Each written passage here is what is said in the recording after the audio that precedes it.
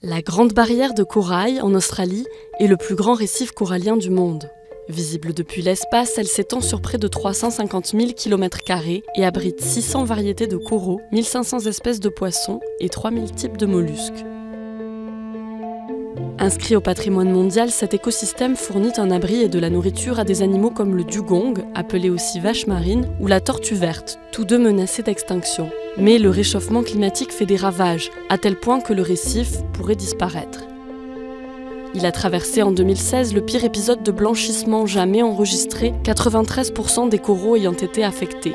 Le blanchissement se produit lorsque des conditions environnementales anormales, en particulier l'élévation de la température de l'eau, poussent les coraux à expulser les minuscules algues photosynthétiques qui vivent en symbiose avec eux et sont à la base de leur couleur. Ce phénomène ne tue pas directement les récifs, mais les rend plus vulnérables aux maladies. Lorsqu'ils ne réussissent pas à récupérer ces algues symbiotiques, les coraux meurent. Selon des experts, si les émissions de gaz à effet de serre continuent d'augmenter, le blanchissement deviendra la nouvelle norme et se produira tous les 2 ans dans les années 2030.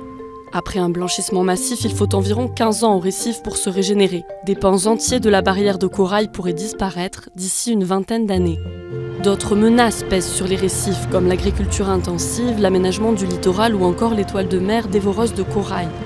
La Grande Barrière de Corail est aussi une destination touristique majeure qui génère plusieurs milliards de dollars de recettes et crée des dizaines de milliers d'emplois. Des scientifiques estiment qu'il faut agir très rapidement pour améliorer la qualité de l'eau, car d'ici 5 ans, il sera peut-être trop tard.